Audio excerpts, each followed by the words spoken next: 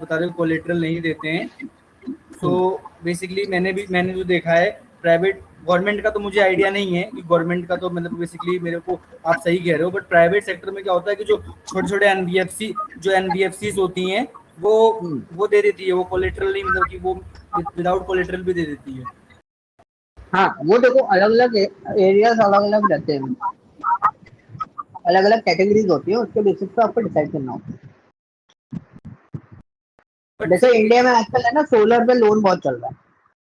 इसका solar directly मिलता है, सोलर एनर्जी के जो प्लांट लगते हैं, हाँ हाँ सोलर होता है। प्लांट, उस पे ना लोन सेंक्शन होता है। मोस्टली 90% लोग उस पर लोन ही लेते हैं। क्योंकि उस पर सब्सिडी भी उस पर गवर्नमेंट का सब्सिडी भी तो मिलती है ना। यस, तो उसके बेसिस पे मैंने एक आइडिया लिया था। तो this is a complete scenario. तो इस पूरी इंफॉर्मेशन को है ना एक कलेक्टिव मोड बनाओ, ठीक है।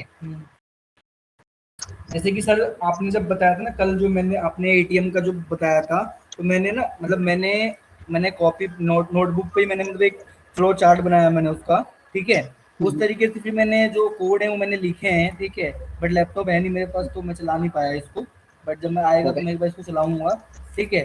जैसे कि जो मैंने फ्लो चार्ट बनाया वो, जैसे कि मैं आपको बताना चाहता हूँ एक बार कि एक तरीके का फ्लो चार्ट ये है कि, हाँ बताइए सर। सर उसको एक काम करना, आप मंडे को लैपटॉप आ जाएगा ना, तो उसको पेंट में बनाना फ्लो चार्ट को। क्यों बोल रहा हूँ मैं, क्योंकि मैं राजेश और प्रेक्षा को ये बताना चाह रहा हूँ कि ये लोग ये चीज देखें कि वो फ्लो चार्ट बनते कैसे, होते कैसे, ठीक है सर। ठीक है। तो इनको एक आइडिया लगेगा। Preksha it's a new one between us because Rajesh is also working, you are also working. तो हम लोग जो काम करते हैं प्रेक्षा कंपनीज के अंदर, we are working on a basis of flow chart कि बिजनेस फ्लो कैसे आ रहा है, कैसे चीजें चल रही हैं, उसी के बेसिस पे हमारे प्रोग्राम्स डिजाइन होते हैं, ठीक है। विशाल ने एक फ्लो चार्ट बनाया हुआ है एटीएम का, वो देख के आप जब प्रोग्राम बनाओगे ना तो आपको और आसान पड़ेगा, ठीक है। अभी प्रेक्षा आप अपना स्क्रीन शेयर करो। तो गाइस मैं थोड़ा सा विशाल, मैं अभी सॉरी मैं आपको इंटरप्ट कर रहा हूँ इस चीज का, कि अभी कोई नहीं दिक्कत। दिखाने दे रहा, ठीक है।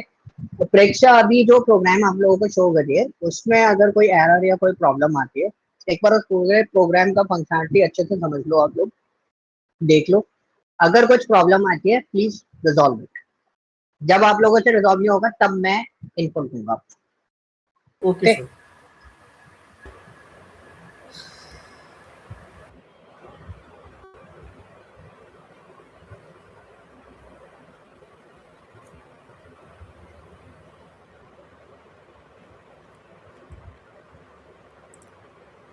सर दिख रहा है आपको?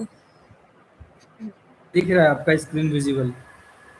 यस, और प्रेक्षक प्लीज पूरे प्रोग्राम को लाइन वाइज है ना एक बार एक्सप्लेन कर देना सबको, कि कहाँ पर आपने क्या क्या चीजें करनी है, और उसके बाद एग्जीक्यूट। सर पहले तो पर्सनल डिटेल्स इनपुट करवाई हैं, नेम, एज और सिटीजनशिप वगैरह, और उसके बाद एकेडमिक डिटेल्स, यहाँ पे कोर्स, कॉलेज वगैरह। प्रेक्षा, हाँ सॉरी जी। For interruption. एक बार ना आप स्टार्टिंग से ना थोड़ा सा मतलब स्लो स्टेप बाय स्टेप आप एक बार बताते चलो ना, ताकि प्रोग्राम को समझ पाए सही से। दिख रहा है स्क्रीन आपका विजिबल है? हाँ, यहाँ पे तो मैं कह रही थी कि यहाँ पे मैंने अपनी पर्सनल डिटेल्स एंटर करवाई हैं, जैसे नेम वगैरह, एज, सिटीजनशिप, ओके। और उसके बाद फिर एकेडमिक डिटेल्स एंटर करवाई हैं, कोर्स, कॉलेज और कंट्री, कॉलेज कहाँ पे है।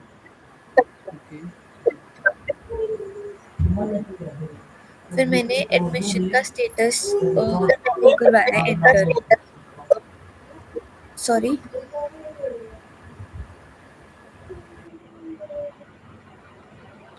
कुछ कह कह रही रहे थी हो कि क्या? मैंने उसके बाद एडमिशन का स्टेटस एंटर करवाया है कि अगर तो आपकी एडमिशन कंफर्म्ड है तो ये वाला कोड चलेगा, अगर कंफर्म्ड नहीं है तो वो इनएलिजिबल प्रिंट हो जाएगा यहाँ से।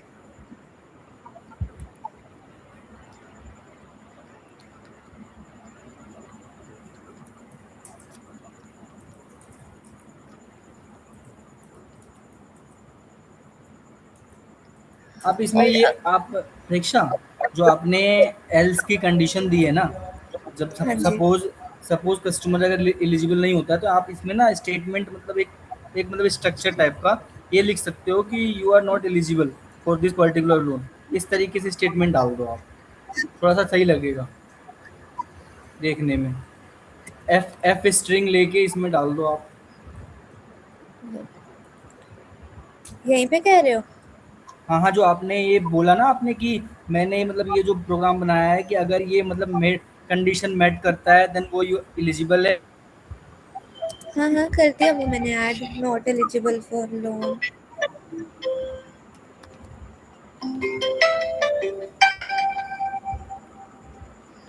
हेलो।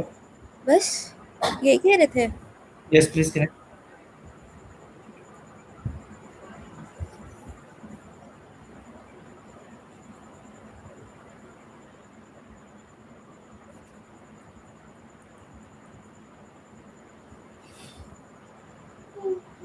और उसके बाद अगर तो एडमिशन कंफर्म हो गई है, तब तो वो आपसे लोन रीपेमेंट का टेन्योर मांगेगा। एंड उसके बाद कॉलेज की फीस और लोन की अमाउंट। उसके बाद मैंने बोरोअर इन केस कोई है तो उसकी डिटेल्स मांगी है, उसका नाम और रिलेशन।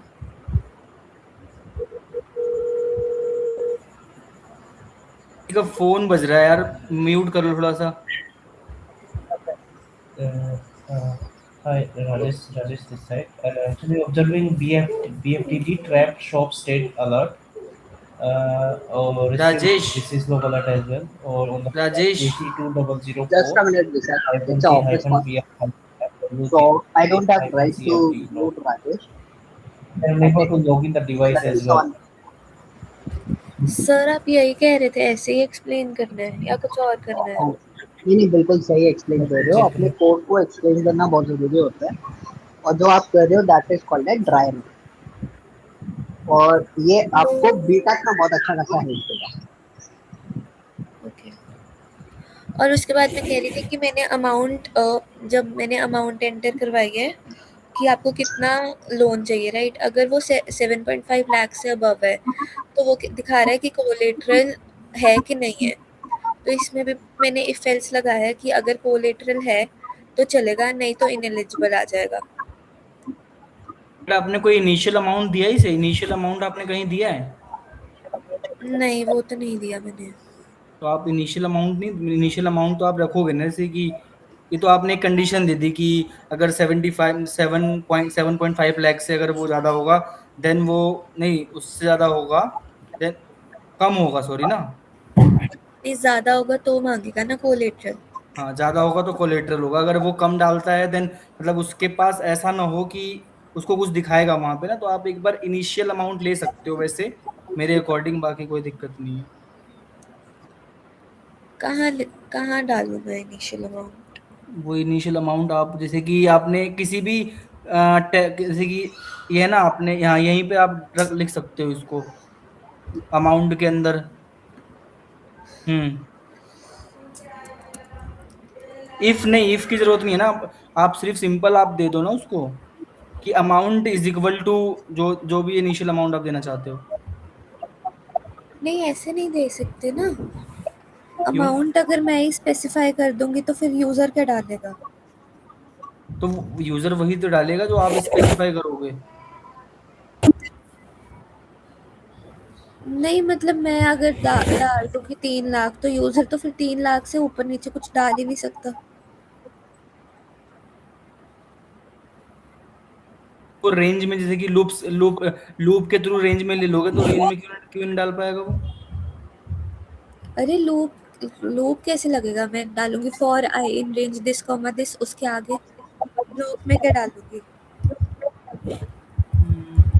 यार मैं जो कहना चाह रहा हूँ ना थोड़ा सा, विशाल सर, हेलो यस। सर, मैं ये कह रहा था कि सपोज मतलब कि जैसे कि यहाँ पे जो if amount is greater than 7.5 lakh है, देन वो कोलेटरल के लिए वो इनपुट जो यूजर है कोलेटरल के लिए अवेलेबल होगा वो, ठीक है। तो मैं ये कहना चाह रहा हूँ कि अगर सपोज मैं यहाँ पर कोई इनिशियल अमाउंट रख सकता हूँ, मतलब कि ले सकता हूँ। मतलब आपका ये पॉइंट जो क्या है? मैं सर कहना ये सॉरी मैं विशाल एक चीज ऐड कर रहा हूँ। हाँ वैसे जी। देखा जाए ना तो कोलेटरल में मुझे नहीं लगता, सॉरी एजुकेशन लोन के केस में कोलेटरल की जरूरत पड़ती है, ऐसा कुछ ऐसा नहीं पड़ती है। नहीं नहीं, the criteria is what if you asking about the more than 7.5 lakh, then it's collateral, otherwise collateral नहीं है। और सर वैसे वही आपका पॉइंट सही है कि अगर हम किसी एलिजिबल उससे बिलोंग करते हैं, बट है ना क्या होता है कुछ केसेस ऐसे होते हैं जैसे निफ्ट या national institute of design, NID जो है, ठीक है, उसका मिनिमम फीस ही 25-26 लाख रुपए है, सारा सब कुछ मिला के। तो उसमें क्या होता है कि गवर्नमेंट बैंक जो होते हैं ना वो आपको इतना सेंक्शन नहीं करते, तो आपको कोलेटरल पे पुश करते हैं। तो हर कोई नहीं, उसमें उसमें है ना कुछ क्राइटेरियाज रहते हैं कि ये कोलेटरल पता नहीं किस केस मुझे, में आपको कोलेटरल देना पड़ेगा। परीक्षा रहने दो आप, जैसे जो आपका है ना पता नहीं वैसे सर रहने दो, मेरे छोड़ दो। सिस्टम को ये, हम्म। ये पता नहीं मेरे सिस्टम का इशू है क्या है, पता नहीं। अभी screen is being shared white हो गया पूरा, पता नहीं। अच्छा, वो मे बी आपका इंटरनेट इशू होगा, बिकॉज मैं अभी यहाँ पे लाइव स्ट्रीम देख रही हूँ। और आप ठीक है, या विशाल आप क्या इनपुट दे रहे थे, वो आप एक बार इनपुट बताओ मुझको। सर सर मैं वो ये कह रहे थे कि हाँ जैसे इनिशियल अमाउंट भी कुछ रखनी चाहिए कि इससे नीचे यूजर एंटर करेगा तो उसको लोन नहीं मिलेगा। तो मैं कह रही थी कि वो तो इफ एल्स में ही लगेगा ना, और वो कह रहे थे कि हाँ, फॉर लूप या वाइल लूप में लगा दो। तो वो नहीं तो नहीं, वो कह इफ एल्स में ही लगेगा। हाँ, तो मैंने लगा दिया वो भी, if amount is less than 2 lakh तो प्रिंट हो जाएगा इनएलिजिबल। करेक्ट। 2 लाख मत करो, मतलब इसको करो 90,000, 70,000 समथिंग, लो, क्योंकि इतने से नीचे पे लोन नहीं मिलता एजुकेशन में, कर दिया सर। क्योंकि इनकी स्कॉलरशिप कलेक्ट करनी थी लोगों ने, ठीक है। पता नहीं क्या है। ठीक है। एक बार है ना राजेश तुम ज्वाइन करके देखो, एंड और है ना अगर आप वाईफाई से कनेक्टेड हो वाईफाई से ही हो सर। तो एक बार अपना स्पीड चेक करके देखो, वैसे नहीं आना चाहिए वाईफाई से। ऑफिस का तो काम प्रॉपर हो रहा था अब तक।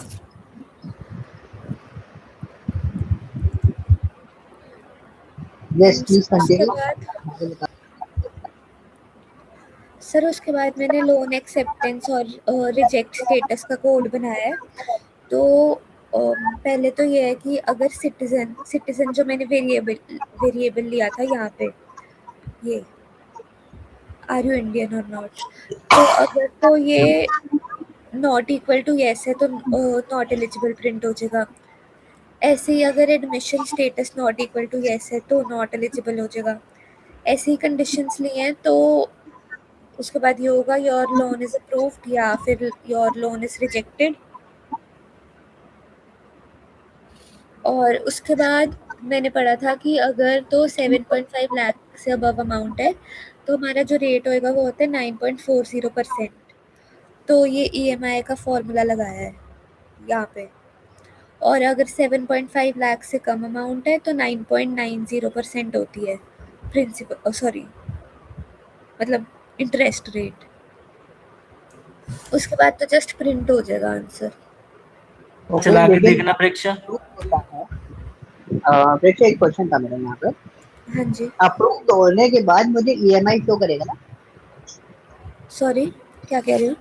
ये मेरा लोन अप्रूव्ड हो गया, हाँ जी, तो अप्रूवल मिलने के बाद मेरे को ये बताया जाएगा your loan is approved in the face of collateral और नॉन सही कह रहे हो कोलेटरल, आप, सही कह रहे हो। ठीक है। और वो मेरे को ईएमआई बता देगा फिर उसके तुरंत बाद कि आप जो लोन सेंक्शन मांग रहे हो वो अप्रूव्ड है, नॉन कोलेटरल है, तो उसमें आपका ईएमआई इतना आएगा इतने साल। हाँ जी, ये कैलकुलेट करा आपने? क्या करा है? ईयर, क्योंकि जैसे बैंक से हम लोन लेते हैं ना, तो हाँ बैंक हमें जी, एक ऑप्शन देता है, आप 3 साल के लिए लेना चाहते हो, 5 साल के लिए हाँ लेना हाँ वो चाहते हो, मैंने 7 साल। करा है, कराए टेन्योर लिया था मैंने कहीं तो। Okay okay, go ahead. Yes Vishal, आप कुछ पूछे। नहीं सर, हो गया मेरा। एक बार मतलब कोड रन करके देखना। मुझे लगता तो नहीं होगा, इतनी तो है गलतियां आ रही हैं। फाइल टोकन 59 लाइन नंबर देखना, टेन्योर वाला।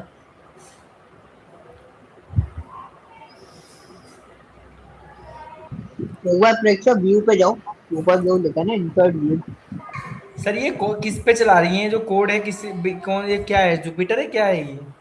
ये जुपिटर जैसी है, इसको गूगल कोलैब बोलते हैं, क्या? ये गूगल का प्रोडक्ट है।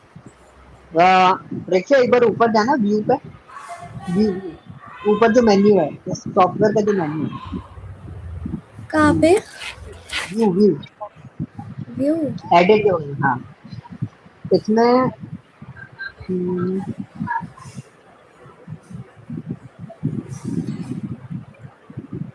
इंसर्ट पे जाओ, इंसर्ट इंसर्ट इसके बगल, व्यू के बगल में। एक मिनट ना, मुझे जूम करना।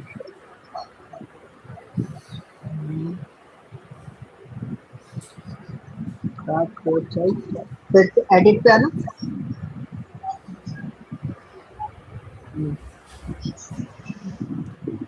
अब वापस व्यू पे आओ।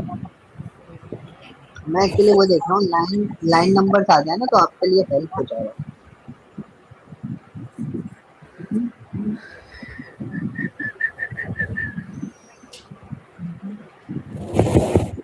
ठीक है, इसको छोड़ो। ठीक है, आप करो, मैं एक बार चेक करता हूँ गूगल पर कि गूगल पर आपने लाइन कैसे ओपन करते प्रेक्षा एरर दिखाना, एरर क्या है, एरर बताना, एरर पे जाना जरा नीचे। एक सेकंड मैं कर रही हूँ, आई थिंक इंडेंटेशन का है एरर। वही लग- हैं।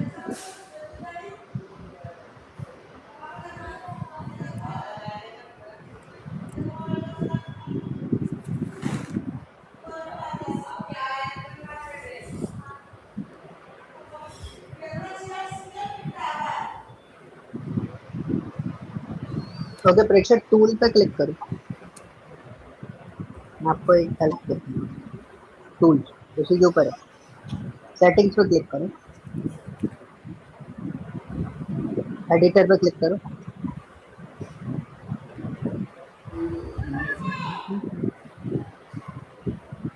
ऊपर जाओ, ऊपर जाओ, एडिटर पे क्लिक करने के बाद इसमें कुछ आ रहा है, शो लाइन नंबर ऐसे कुछ करके, ये बॉटम में ये रही है शो लाइन नंबर, इस पर टिक कर दो एंड सेव। ठीक है, अब आपका जो एरर आएंगे ना आपको आइडेंटिफाई हो जाएंगे। ठीक है सर।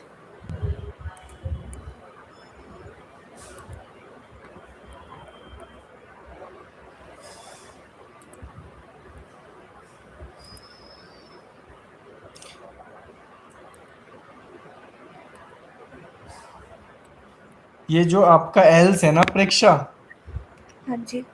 आप देखो एल्स जो है माइट बी है, एल्स जो है ये इसका जो मतलब कि जिस तरीके से फॉर्मेटिंग, जिस तरीके से अलाइनमेंट में आनी चाहिए वो नहीं है, मेरे को ये लग रहा है कुछ हाँ ना मैं कुछ। भी वही ढूंढ रही हूँ, ये कहाँ से है एल्स। हाँ, माइट भी ऐसा हो ये कि एल्स देखो, हम ज्यादा लग। 56th लाइन में जो इफ है, ये उसके हम्म ब्लॉक वाला एल्स है, तो बिल्कुल नीचे ही तो लिखा हुआ है, फिर क्या गलत है? 56, फिर आपने 61 में जो एल्स डाल रखी है वो किसके लिए डाल रखी है?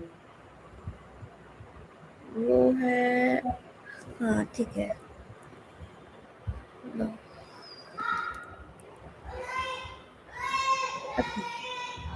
अब देखना,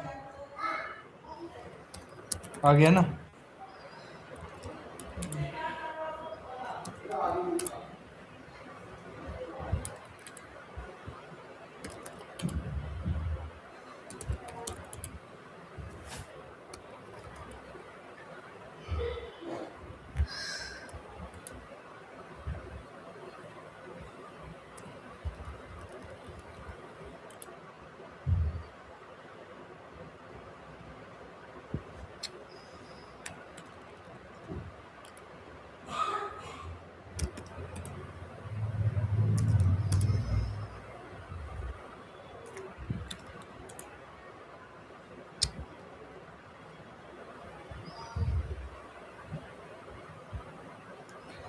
सर देखना क्या एरर है दिखाना। ये 62 आपने एंड वेरिएबल लिया, वो डिफाइन नहीं। डिफाइन कहाँ पे करूँ फिर? ये करा तो है मैंने, n is equal to 10 और into 12। वो इफ स्टेटमेंट के अंदर है, इसको ओपन में डिफाइन कहाँ पे सर? बाहर, स्टेटमेंट के बाहर, वो ब्लॉक के अंदर है ना, इसलिए।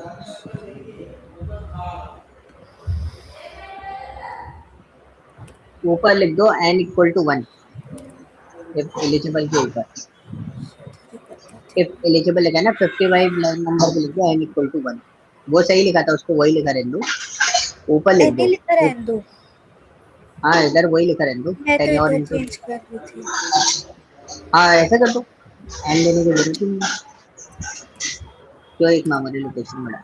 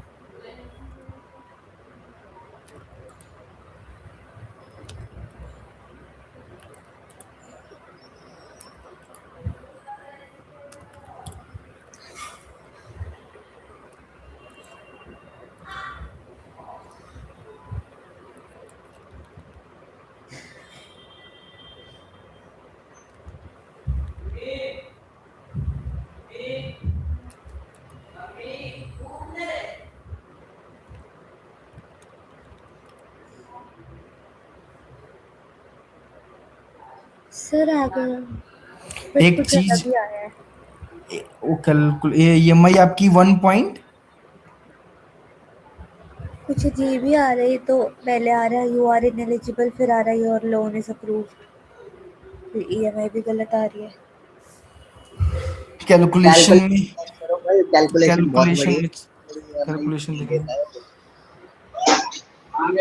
जस्ट डू वन थिंग, जिधर वो ईएमआई प्रिंट करा रहे हो ना, ईएमआई 1 और ईएमआई 2 वाला, उधर जाओ जरा, हाँ जी, नीचे नीचे। हाँ, कहाँ प्रिंट करा रहे हो, जहाँ ये से रही। प्रिंटिंग आ रही है। हाँ, इसके आगे लिखो, इसके आगे लिखो, दोनों प्रिंट में लिखो योर ईएमआई लाइन नंबर 65। यहाँ पे नहीं, परीक्षा लाइन 65 में, 65 जो आपका ऑलरेडी प्रिंट चल रहा है। योर ईएमआई इज, इसके बाद लिखो परसेंट, परसेंटेज का साइन लगाओ, डॉट टू एफ। अब ये डबल कोट्स हटाओ, नहीं सॉरी, डबल कोट्स लगे रहने दो। कॉमा हटाओ, उधर परसेंटेज लगाओ। सेम नीचे वाले, नीचे भी सेम कर दो।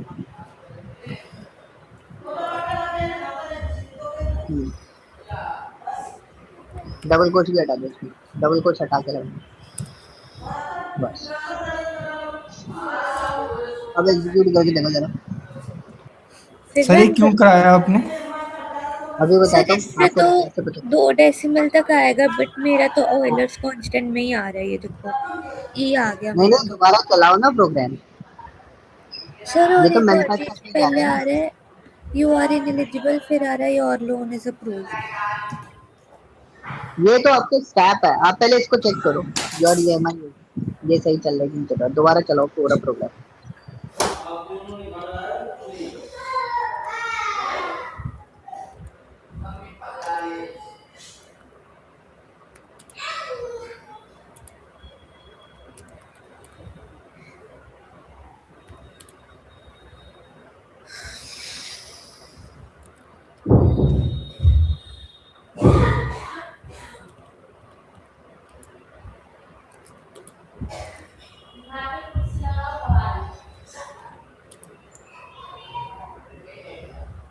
सर ये क्या जा रहा है सर ये?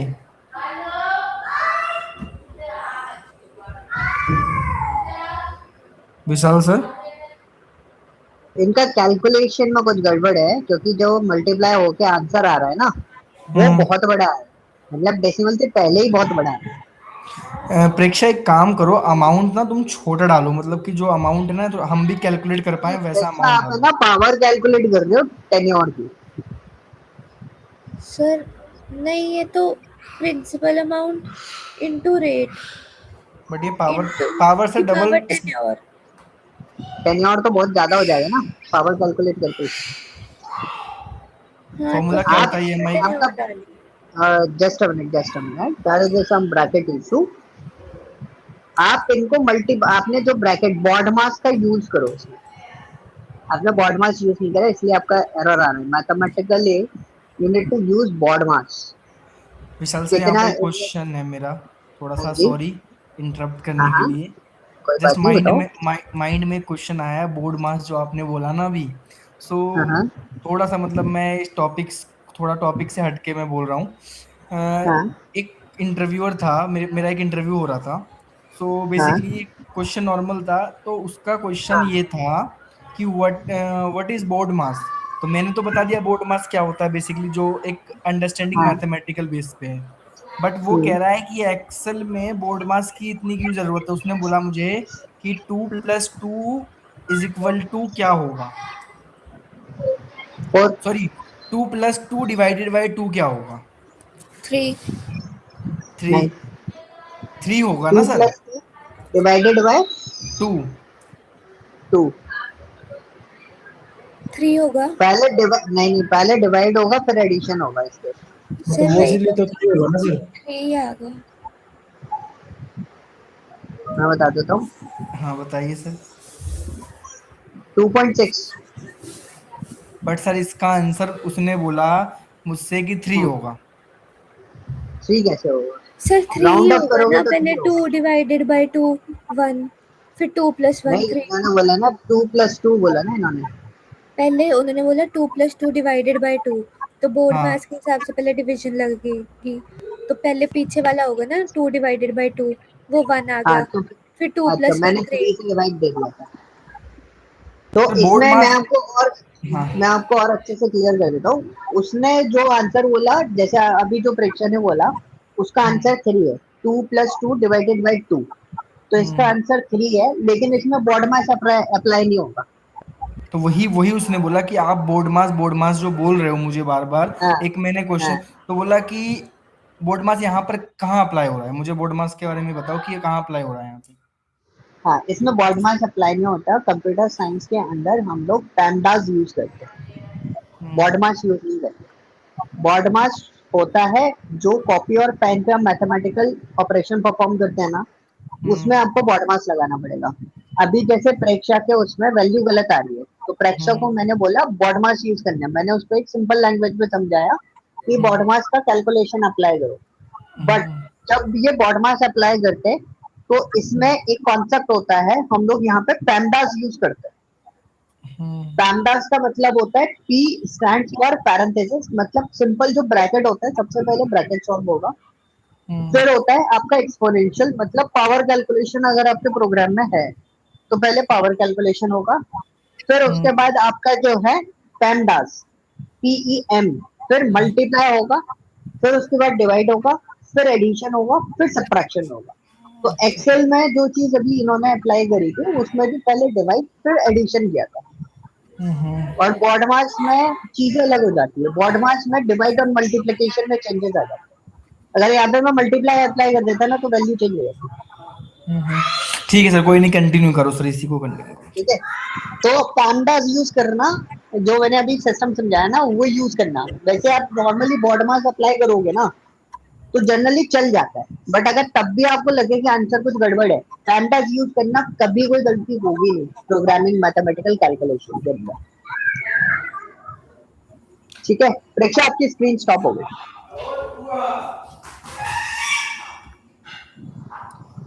हेलो। प्रेक्षा एक मेरा पॉइंट और है। हेलो।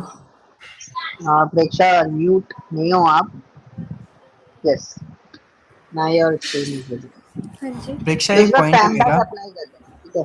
हाँ जी विशाल प्लीज कंटिन्यू। सर जैसे कि पॉइंट ये है मेरा प्रेक्षा कि आप जैसे कि जब आप एज एंटर कर रहे हो ना, तो एक कंडीशन आपने एज के लिए दिया है यहाँ पे कि पर्टिकुलर इतना मैं एज के लिए देख होना। रही थी कि मैं देख रही थी कि 18 अबव एज है कि नहीं है, बट उसमें हाँ, सिर्फ यही था कि अगर 18 अबव है तो आपको एक कोबोर और नहीं चाहिए, अगर अगर 18 माइनस है तो एक कोबोर और चाहिए। तो आपने ये उससे दिया है ज़्यादा ना, कोई ये तो दिया है ना कंडीशन आपने कि 18 अबव है या नहीं है, तो नहीं, मैंने ये नहीं दिया।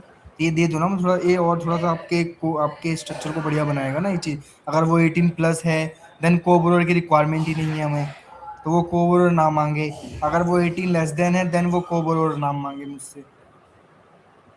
ये एक स्टेप डाल सकते हो आप।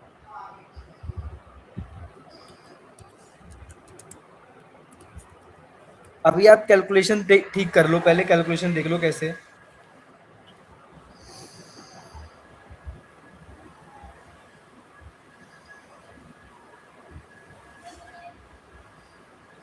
देखो सर, क्या क्या गलती है इसमें। एक बार फॉर्मूला मैंने देखा, बताओगे क्या होता है ईएमआई का? मेरे को नहीं पता वैसे तो। फॉर्मूला होता है principal amount principal into amount rate, into into r. Rate, hmm. Into 1 plus rate, into 1 plus bracket में 1 plus rate, 1 plus rate. Raise to the power n okay. Divided by hmm. 1 plus rate की power n minus 1। Okay. अब ना इसको दोबारा लगाओ आप, मतलब कि एक बार इसको पूरा हटाओ यहाँ से, फिर जैसे सर ने बोला ना बोर्ड मास का, पहले तो बोर्ड मास के थ्रू लगाओ उसको एक बार। बोर्ड मास मैंने लगाया तो हुआ है। एक बार देखो नहीं, क्या पता कुछ गलती हो। एक मिनट में देख रहा हूँ थोड़ा सा। मैं एक बार कॉपी पेन पे लिख के देखता हूँ इसको।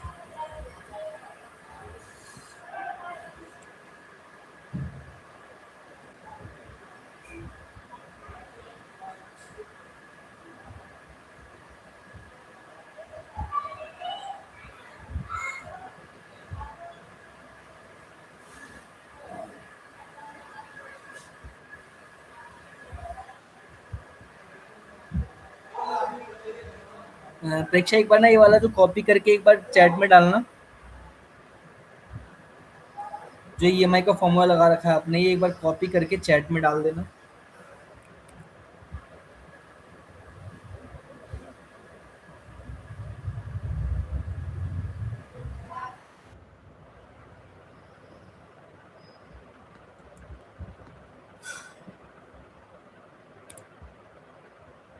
जा नहीं रहा।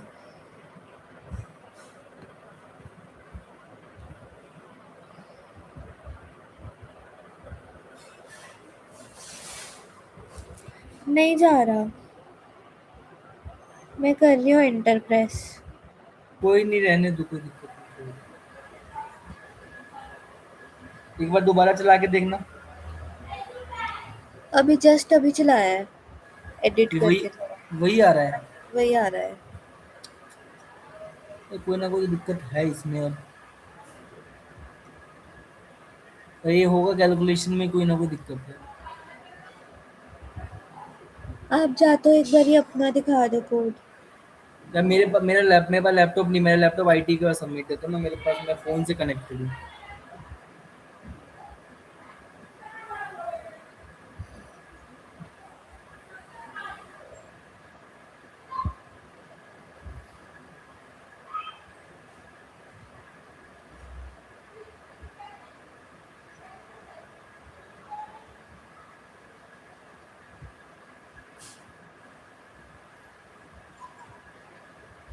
एक चीज और कर सकते हो इसमें आप ना, जैसे कि जो आप मतलब कि बेसिकली ये ले रहे हो ना, जैसे कि इंटरेस्ट ले रहे हो या टेन्योर ले रहे हो, इसको ना आप डिफाइन कर दो, पहले एक डिफाइन कर दो इसे आप, जैसे कि अमाउंट आप डिफाइन कर दो या टेन्योर डिफाइन कर दो आप, और देन उसके बाद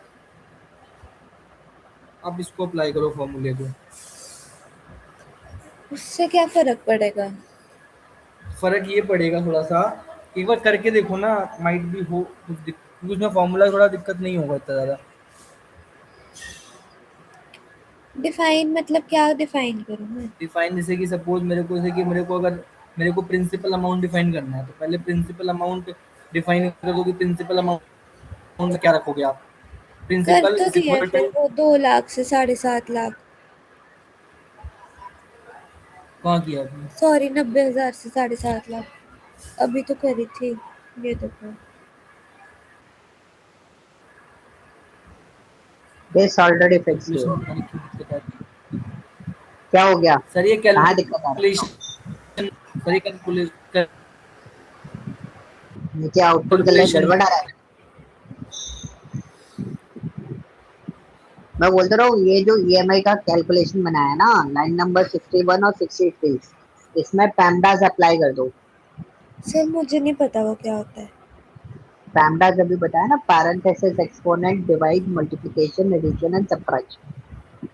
जो तो बॉडमास यूज कैसे करते हैं, करना है बॉडमास वो आता बताओ। है, हाँ हाँ, वो तो पता ही है। वो पता है ना। तो एक काम करो, ब्रैकेट्स के यूटिलाइजेशन देखो, आपका सबसे पहले क्या होगा, क्या वर्कआउट करेगा सबसे सर पहले। देखो न्यूमरेटर में तो, सर ये इसका तो नहीं इशू, यहाँ पे यही डिवीजन लगेगी। हाँ, यही डिवीजन लगी थी, उससे कोई दिक्कत नहीं मैं है। कह रही थी कि देखो ऊपर मल्टीप्लिकेशन में तो कोई वो नहीं लगेगा। आप एक काम करो, इसको दो पार्ट में डिवाइड करो।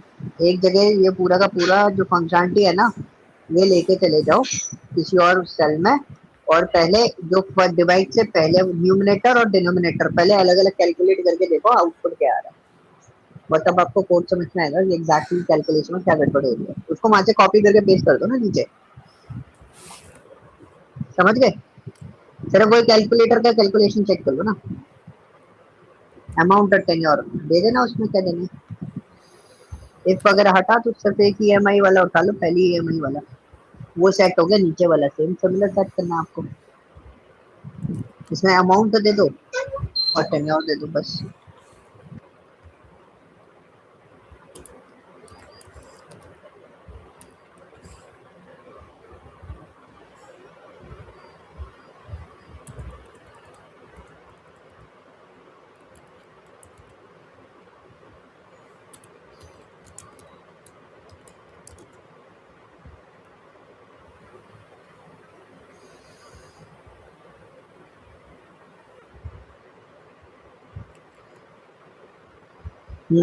टेक्स क्या है इसमें, डिवाइड वाला पार्ट भी हटा दो ना, डिवाइड वाला पार्ट हटाओ। हाँ, अब रन करो, कितना आ रहा है? यहाँ पे गड़बड़ है ना, अभी बहुत गड़बड़ आ रहा है।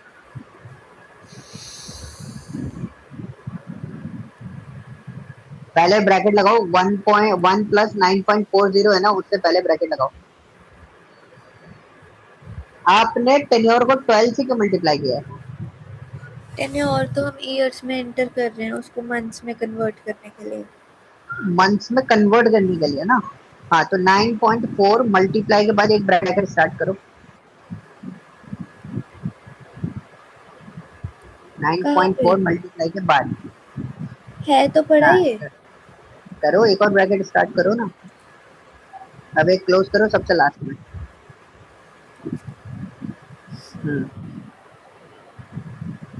ओके। अब कॉपी और पेन पे, विशाल अगर आप कॉपी और पेन पे कर रहे हो तो एक बार ये कैलकुलेशन चेक करना। कर रहा हूँ 40,000 के लिए, क्या लिया? 4 लाख के लिए, 40,000 के लिए चेक करना। 40,000 है कि 4 लाख है ये? 4 लाख है। 40 कर दो उसको, 40,000 कर दो, थोड़ा कैलकुलेशन इजी हो जाएगा, हमें जीरो कम यूज करनी पड़ेगी। चलो मैंने कर दिया। 2.470 आना चाहिए। ठीक है सर, कर रहा हूँ सर सर, ये 1 मिनट। पीछे वो भी तो आ रहा है, ऑयलर्स कांस्टेंट, सारा नहीं मिलता पता सर, नहीं क्यों। उससे कोई दिक्कत नहीं है, 2.470 आना चाहिए।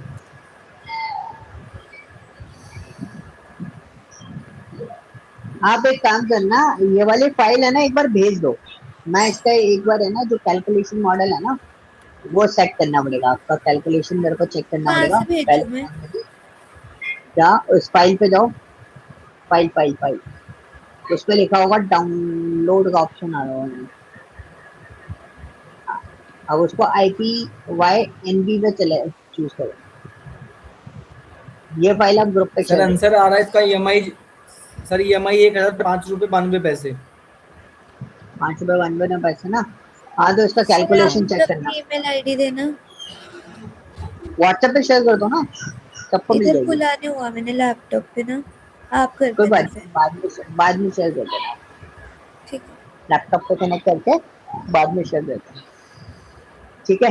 तो इसका अभी सर प्रोग्राम आ जाएगा एक जगह। हाँ जी। सर एक चीज और अभी, हाँ जैसे कि जो परीक्षा कह रही थी कि इसको मतलब इस तरीके हम नहीं कर सकते क्या, पहले कैसे, हम प्रिंसिपल आवाज कट हो रही है विशाल आपकी। एनुअल रेट विशाल फाइन आपकी कर लेंगे, आवाज नहीं आ रही, आपकी आवाज नहीं आ रही हमें प्रॉपर।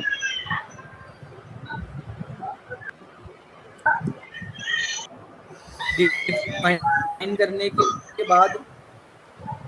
विशाल आपकी आवाज कट हो रही है।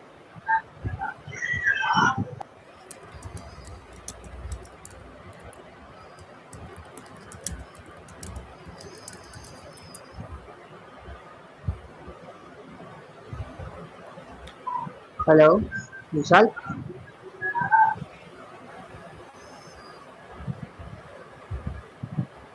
हेलो। हेलो हाँ विशाल। सर, मैं ये कह रहा था, एक मिनट सर।